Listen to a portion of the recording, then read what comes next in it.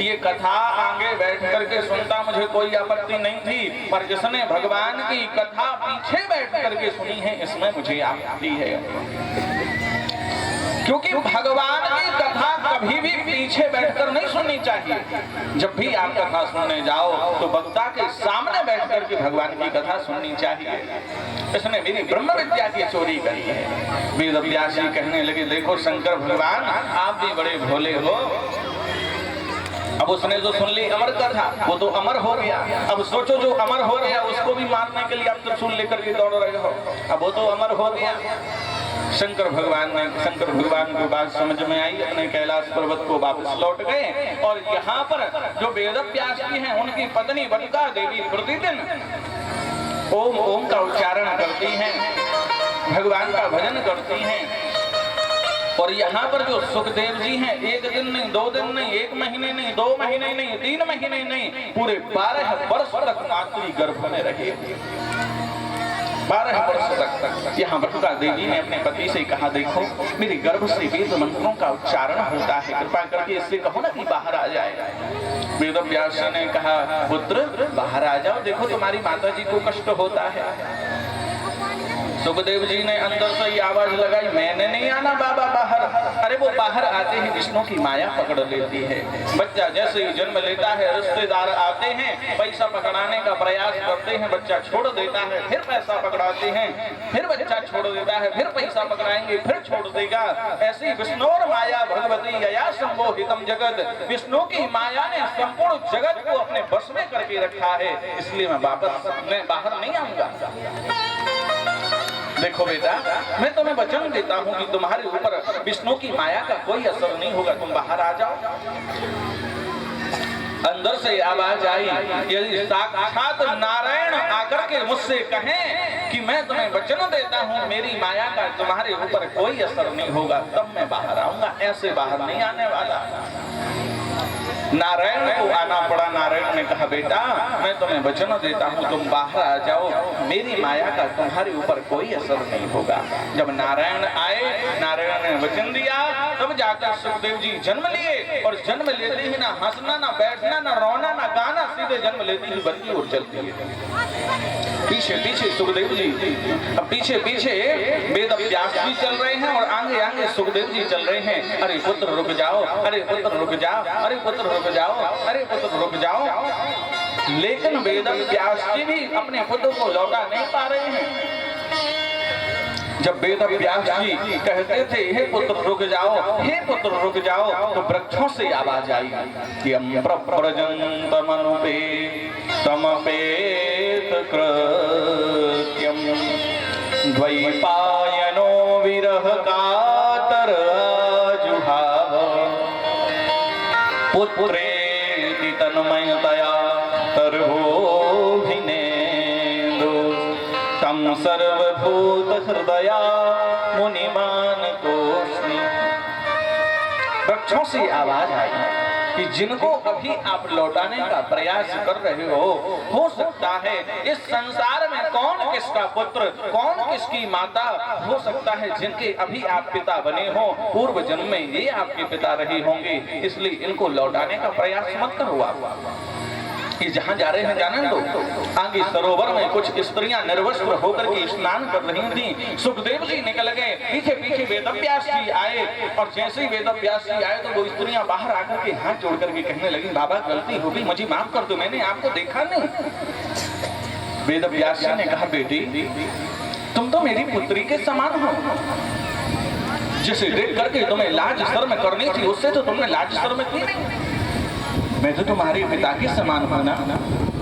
यहाँ पर वो स्त्रियां क्या जवाब देती, बोले बाबा आप तो इस संसार में रहते हो ना, संसार को आप जानते हो, पर आपका जो पुत्र है वो तो इतना वीतरागी है, उसको तो ये भी नहीं पता कि स्त्री और पुरुष में अंतर क्या है, स्त्री होती क्या है, पुरुष होता क्या है, ये तो तुम्हारे पुत्र को पता ही नहीं है। तुम्हारा पुत्र तो इतना वीतरागी है, इतना त्यागी है। आप तो संसार में रहते हो, स्त्री पुरुष के भेद को जानते हो, इसलिए आपको देखकर तो लाज तो आएगी ना। वेदव्यास ने सोचा मेरा बेटा इतना वीतरागी है, मैं अपने पुत्र को लौटा कर नहीं लाऊंगा। सुखदेव जी वन में चले गए, निर्गुण ब्रह्म की समाधि में बैठ गए और वेदव्यास जी अपने आश्रम में वापस आ जाते। यहाँ पर जो सौनकादिक ऋषियों ने प्रश्न किए थे सूत जी से, पहला प्रश्न क्या किया था? पहला प्रश्न किया कि मानव के लिए परम धर्म क्या है। तो यहाँ पर सूत जी महाराज कहते हैं मानव के लिए परम धर्म है हरि भजन, ये मानव का परम धर्म है। और यहाँ तुलसी बाबा क्या कहते हैं?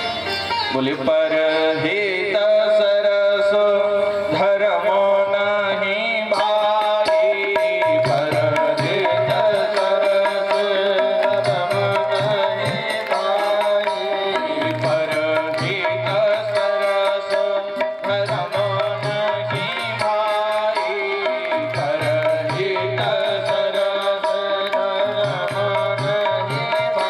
भाई, पर पीड़ा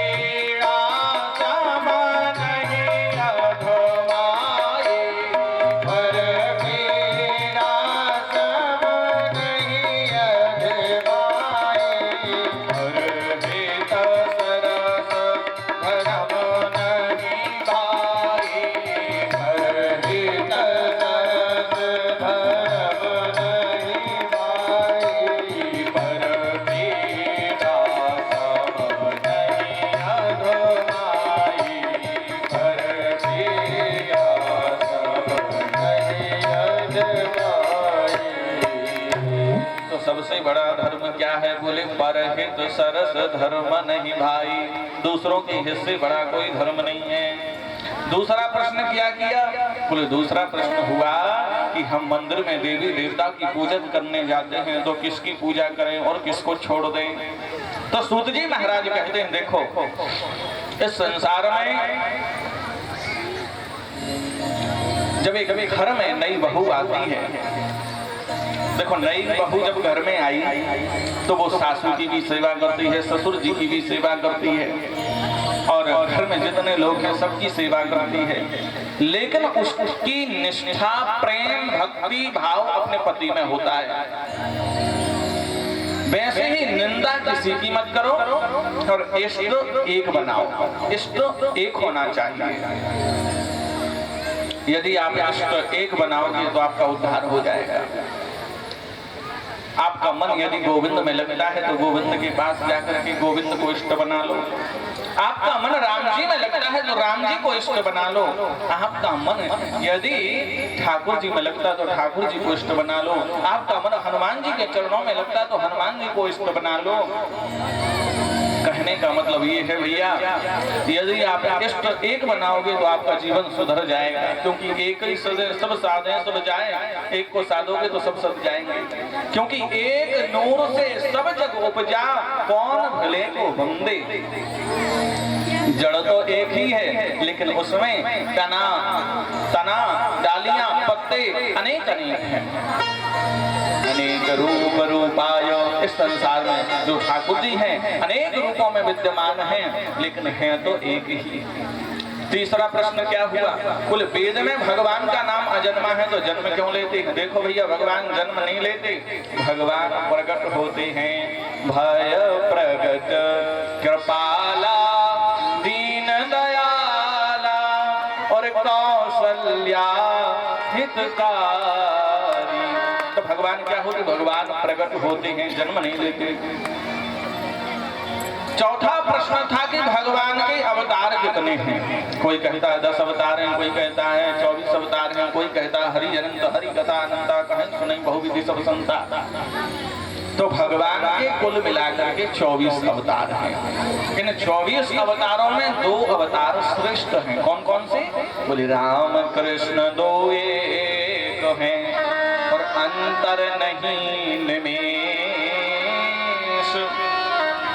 इनके नयन गंभीर हैं, उनके चपल विशेष। राम और कृष्ण दोनों एक ही हैं, अंतर बस इतना है कि जो राम जी हैं धीर गंभीर हैं और जो कन्हैया हैं वो चंचल हैं चपल हैं, बस इतना ही अंतर है, बाकी दोनों एक ही हैं। 24 अवतारों में से 2 अवतार श्रेष्ठ हैं। राम कृष्ण दो एक हैं, अंतर नहीं निमेश, इनके नयन गंभीर हैं, उनकी चपल विशेष। राम जी के नयनों में चंचलता है, चपलता है। यहाँ पर वेद व्यास जी ने एक वेद था ऋग्वेद, ऋग्वेद से 3 वेद और बनाए। ऋग्वेद, यजुर्वेद, सामवेद और अथर्ववेद, 4 वेद हो गए। 17 पुराणों की रचना कर दी। 17 पुराणों की रचना करने के बाद भी लोगों का मन गोविंद के चरणों में नहीं लग रहा। लोग भगवान का भजन नहीं कर रहे। लोगों का जीवन कैसे व्यतीत हो रहा है? बोले सुबह उठे, उठ करके ना नहाना ना धोना और बस उनको बेड पे चाहिए। पहले का नियम था, जब लोग बिस्तर से उठते थे सबसे पहले पृथ्वी को प्रणाम करते थे, करके दर्शन करते थे। कराग्रे वस्ते लक्ष्मी, कर मध्य सरस्वती, कर मूलेत गोविंदा, प्रभाते कर दर्शनम। अब कर दर्शन नहीं होता। अब क्या होता? बोले अब तो कप दर्शन होता है। कप दर्शन जानते हो? हमारे गुरुजी चाय के बड़े प्रेमी थे और वो तो जब चाय पीते थे ना तो स्तुति करते थे। केतली गर्भ संभूतम शक्करपति मिश्रितम, कप मध्ये विराजते देवी, चाय चंडिका नमो नमः। बोले केतली गर्भ संभूतम शक्करपति मिश्रितम, कप मध्ये विराजते देवी, चाय चंडिका नमो नमः। तो अब कर दर्शन नहीं होता, अब तो कप दर्शन होता है। लोगों का जो जीवन है हंसने, खाने, रोने, धोने में और कमाने में व्यतीत हो रहा है, लेकिन लोग भगवान का भजन नहीं कर पा रहे हैं। मैं ऐसे कौन से ग्रंथ की रचना करूं जिससे कि लोगों का मन गोविंद के चरणों में लग जाए? मैं ऐसे कौन से पुराण की रचना करूं जिससे कि लोगों का मन ठाकुर जी के चरणों में लग जाए? नारद जी पास में आए। नारद जी ने कहा, तो व्यास जी आप चिंता क्यों करते हो? आप एक काम करो, मेरे पिता ब्रह्मदेव ने मुझे 4 श्लोक दिए हैं श्रीमद् भागवत के। आप एक काम करो, उन 4 श्लोकों की बृहद रचना करो और उनको लिखो आप। तो यहाँ वेद व्यास जी कहने लगे, देखो भैया मैं तो बुजुर्ग हो गया हूँ, बुढ़ापा आ गया है, अब मैं कुछ और नहीं कर सकता। तो नारद जी ने कहा एक काम करो, फिर आप संतों की शरण ले लो, क्योंकि संतों की शरण से तो अच्छे अच्छे काम बन जाते हैं। हरि संतन के संग लाग रे, तेरी बढ़िया बनेगी। संतन के संग लाग रे, वो तेरी अच्छी बनेगी। संतन के संग लाग रे, तेरी बढ़िया बनेगी। संतन के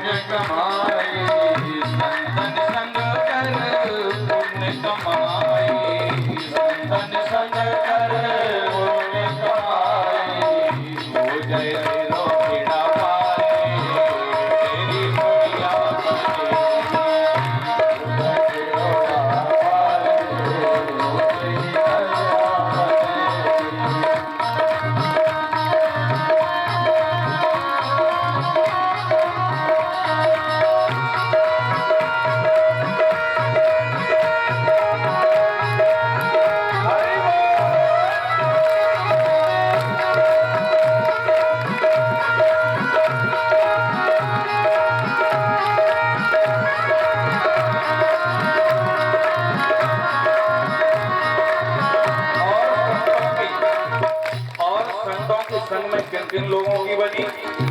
तो ओ ध्रुव जी की बन गई, प्रहलाद जी की बन गई, ध्रुव जी की बन गई, ध्रुव जी की बन गई, प्रहलाद जी की बन गई, ध्रुव जी के बन गई, प्रहलाद जी के बन गई, ध्रुव जी की बन गई, प्रहलाद जी की बन गई, ध्रुव जी की बन गई, ध्रुव जी की बन गई, प्रहलाद जी की बन गई। हरि सुमिरन में लागे तेरी बढ़िया बनेगी, सुमिरन में लागे तेरी बढ़िया बनेगी, तन के संग लागे तेरी बढ़िया बनेगी, तन के संग लागे तेरी बढ़िया बनेगी। ताली की सेवा करते हुए दोनों हाथ उठाए करते हरि बोल।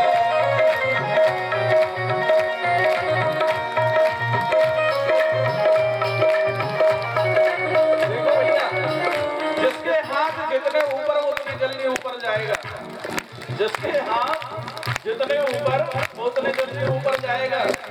ऊपर जाने का मतलब वहां नहीं, ऊपर जाने का मतलब धन में, तरक्की में, ऐश्वर्य, कीर्ति में। तो दोनों हाथ उठाकर ताली बजाते हुए गाएंगे। ओ संतन के संग लागे तेरी बढ़िया बनेगी, तेरे संग लागे तेरी बढ़िया बनेगी। राधा से तोहे हंस बनावे, राधा से तोहे हंस बनावे, राधा से तोहे हंस बनावे, राधा से तोहे हंस बनावे। मिट जाए मोरे के दागे तेरी बढ़िया बनेगी, मिट जाए मोरे के दागे तेरी बढ़िया बनेगी, अच्छी बनेगी तेरी बढ़िया बनेगी, तेरी अच्छी बनेगी तेरी बढ़िया बनेगी, तेरी अच्छी बनेगी तेरी बढ़िया बनेगी, तेरी अच्छी बनेगी तेरी बढ़िया बनेगी, तेरी अच्छी बनेगी तेरी बढ़िया बनेगी। संतन के संग लाग रे तेरी बढ़िया बनेगी। इसके लिए हम तुम्हें किसी और दूसरे के जन्म की कथा नहीं, हम खुद के जन्म की कथा सुनाते हैं। पूर्व जन्म में मैं विहरणम नाम का गंधर्व था। संत का श्राप लगा, एक दासी का पुत्र बना मैं। मेरे जन्म लेते ही मेरे पिता महाराज मर गए। मेरी अकेली माँ। इस संसार में यदि किसी व्यक्ति का जीवन जीना कठिन है तो वो एक विधवा का जीवन जीना कठिन है। संसार के लोगों की दृष्टि, यदि एक मोटरसाइकिल पर भाई बहन भी बैठ करके जा रहे होंगे ना, तो लोगों के मन में पता क्या विचार आएगा? जरूर कोई ये नहीं सोचेंगे कि मोटरसाइकिल पर भाई बहन भी जा सकते हैं।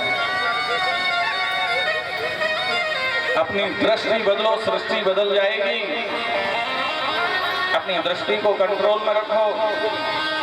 मेरी माँ मुझे साथ में लेकर के संतों के आश्रम में गई। संतों के आश्रम में जाकर के संतों से कहने लगी, बाबा मुझे गाय दुहना आता है, मैं गाय लगाती हूँ, मैं झाड़ू पोछा लगा दूंगी, पता नहीं लोगों का कैसा मन में भाव रहे। मैं आपकी शरण में आई हूँ, कृपा करके मुझे अपने आश्रम में आश्रय दे दो।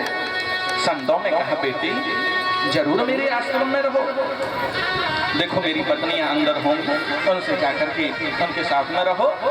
मेरी माँ उन ऋषि पत्नियों के साथ में रहने लगी। अब देखो भैया, संतों के यहाँ तो प्रातः काल 4 बजे से लेकर के और रात्रि के 10 बजे तक केवल सत्संग की बात है। कुछ संत महात्मा लोग बाहर से चतुर्मास करने के लिए उस आश्रम में आए। अब प्रातः काल 4 बजे से सत्संग चालू हो जाए तो रात के 10 बजे तक सत्संग चले। मेरी माँ मुझे गोद में बैठ करके और संतों के पास में जाकर के और उनका सत्संग सुनती थी। अब सत्संग सुनते सुनते सुनते सुनते मेरे मन में इतना प्रबल वैराग्य आ गया,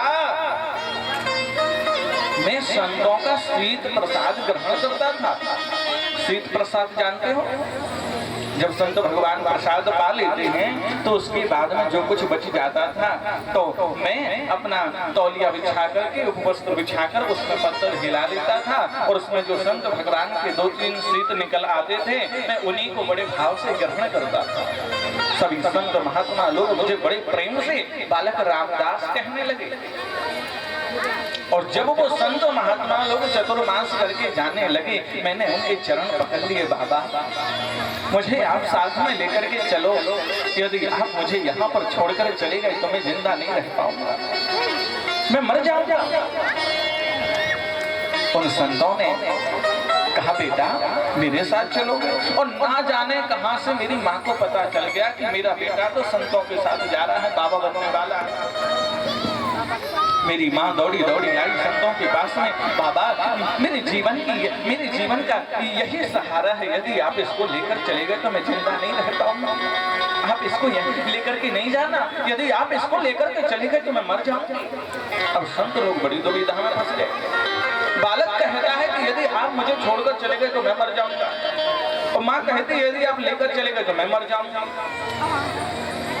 संतों ने मुझे अपने पास बुलाया, बोले बेटा मैंने तुम्हें क्या बतलाया, मातृ देवो भव, पितृ देवो भव, आचार्य देवो भव। देखो बेटा पिताजी तुम्हारे हैं नहीं, तुम्हारी अकेली माँ कहाँ जाएगी, माँ को देवी मानो, जब तक तुम्हारी माँ है तब तक माँ की सेवा करो, और जब माँ नहीं रहे तब आ जाना वन में, करना भगवान का भजन, किसने मना किया है। मैंने कहा बाबा आप मुझे अकेला छोड़ करके जा रहे हो, कोई मंत्र ही दे दो तो मैं उसी मंत्र को जपता रहूंगा। तो संत भगवान ने कृपा करके मुझे वासुदेव गायत्री मंत्र दिया। ओम नमो भगवते तुभ्यं वासुदेवाय धीमहि, ओम नमो भगवते तुभ्यं वासुदेवाय धीमहि। वासुदेव गायत्री मंत्र, संत लोग चले गए, मैं उसी मंत्र को जपता रहता था, और मेरी माँ तो मुझे भजन ही नहीं करने देती थी। जरा सा मैं भजन करने बैठ जाऊं कहीं छिप करके तो माँ कहती अरे बेटा रामदास कहाँ चला गया। मैं मेरी माँ की वजह से भजन नहीं कर पाता था। एक दिन मेरे मन में ऐसा विचार आया, हे भगवान मेरी माँ मर ही जाए तो अच्छा है, कम से कम आपका भजन तो करूंगा। मुझे ऐसा नहीं सोचना था, पर मेरे मन में इतना प्रबल वैराग्य था कि मेरे मन में ऐसे विचार आए। शाम का समय था, शाम के समय मेरी माँ गाय दुहने के लिए, गाय लगाने के लिए गौशाला में गई। वहाँ कोई काला नाग बैठा हुआ था। मेरी माँ जैसे ही गाय दुहने के लिए बैठी, वैसे काले नाग ने मेरी माँ के पैर में अपना फन मारा, डंक मारा, और मेरी माँ उस काले नाग के काटने की वजह से धराधाम पर गिर गई और इस धरा को छोड़ करके चली गई। उस समय मेरी आंखों से 2 प्रकार के आंसू निकले, एक आंख से गर्म आंसू निकले, एक आंख से ठंडे आंसू निकले। एक बात बताऊं भैया, जब कोई बहुत ज्यादा दुखी होता है ना, और दुखी होकर के जब वो रोता है तो उसकी आंखों से गरम गरम आंसू निकलते हैं, और जब कोई व्यक्ति प्रसन्नता में रोता है, खुशी से रोता है, तो उसकी आंखों से ठंडे ठंडे आंसू निकलते हैं।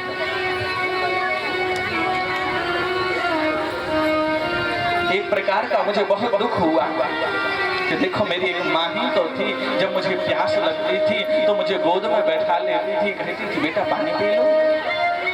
जब मुझे भूख लगती थी तो कहती थी बेटा, खुद खाने से पहले अपने पुत्र को बुलाती थी, बेटा तुम आजा, तू खा ले पहले। अब मेरी माँ नहीं है, कौन मुझसे पानी की पूछेगा, कौन मुझसे भोजन की पूछेगा। फिर दूसरा मन में विचार आया, चलो कोई बात नहीं, अब माँ नहीं रही, अब भगवान का भजन करूंगा। देखो संतों ने जो मुझे वासुदेव गायत्री मंत्र दिया था, मैंने उसको जपा, नारायण ने मुझे दर्शन भी दिए, पर कहा बेटा अभी तुम्हारा ये उचित समय नहीं है, जब समय आएगा तब तुम्हें मैं दर्शन दूंगा। और संतों की कृपा से आज मैं देवर्षि नारद बना और देव दत्त इमाम वीणाम स्वर ब्रह्म विभूषिताम, देवताओं के द्वारा दी हुई देव दत्त नाम की मेरी वीणा है। और प्रभु की कृपा देखो कि मैं दिन रात उन्हीं का नाम गुणगान गाता रहता हूँ, उनका गुणगान करता रहता हूँ। और आप कहते हो कि मैं कुछ नहीं कर सकता। अरे आप यदि कुछ नहीं कर सकते तो एक संतों की शरण ले लो, संतों की शरण से तो अच्छे अच्छे कार्य बन जाते हैं। सुखदेव जी निर्गुण ब्रह्म की समाधि में हैं। वेद व्यास ने देखा 4 श्लोक ग्रहण किए और उन 4 श्लोकों की बृहद रचना कर दी, 12 स्कंद लिख दिए, 335 अध्याय और 18,000 श्लोक। लेकिन भागवत धर्म का प्रचार प्रसार कैसे होगा? बोले जब तक कोई इसको पढ़ेगा नहीं तो भागवत धर्म का प्रचार प्रसार होने वाला नहीं है। भागवत कथा तो लिखी गई, लेकिन भागवत कथा पढ़ने का अधिकारी कौन है? भागवत कथा कौन पढ़ सकता है? बोले जहाँ राम नहीं, जहाँ पर राम नहीं है वहां काम आ जाता है, और जहां पर काम है वहां कभी राम नहीं आ सकते। जिसने काम को जीता, जिसने क्रोध पर विजय प्राप्त करी, वो भागवत पढ़ने का अधिकारी है। लेकिन ऐसा कौन है जिसने काम क्रोध पर विजय प्राप्त करी हो? तो फिर सोचने लगे अरे मैं किसी और को क्यों देखूं, मेरा अपना ही तो पुत्र है जिसने काम क्रोध पर विजय प्राप्त करी है। अपने गिने चुने शिष्यों को बुला लिया, बेटा आओ मैं तुम्हें भागवत के श्लोक पढ़ाता हूँ। और कुछ गुने चुने श्लोक पढ़ा दिए, रटा दिए और कहा जाओ जहाँ पर मेरा बेटा सुखदेव निर्गुण ब्रह्म की समाधि में बैठा हुआ है वहां जाकर के इन श्लोकों का गायन करना। शिष्य लोग दौड़े दौड़े पहुंचे जहां पर सुखदेव जी बैठे हुए थे निर्गुण ब्रह्म की समाधि में। वहां जाकर के श्रीमद् भागवत के उस श्लोक को गाया। इस श्लोक में प्रभु की सुंदरता का वर्णन है। वरहापीढं नटवर्वपो कर्णयो कर्णिकारं बिभ्रदवासां कनककपिशं वैजयन्तीं च मालां वैजयन्तीं च मालां वंशी विभूषितकरा नवनीरदाभा पीताम्बरादरुणबिम्बफलादरोष्ठा। बोले बरहापीढं नटवरवपो कर्णयो कर्णिकारं, जिसके सिर पर मोर मुकुट है, जिसने अपने गले में वैजयंती माला धारण की हुई है, इतना सुंदर। सुखदेव जी बोले आगे सुनाओ ना, आगे बोलो ना। शिष्य लोग बोले मुझे तो इतना नहीं आता है, इसके आगे यदि आपको सुनना है ना तो अपने पिताजी के पास जाओ, उनके पास में ऐसे 18,000 श्लोक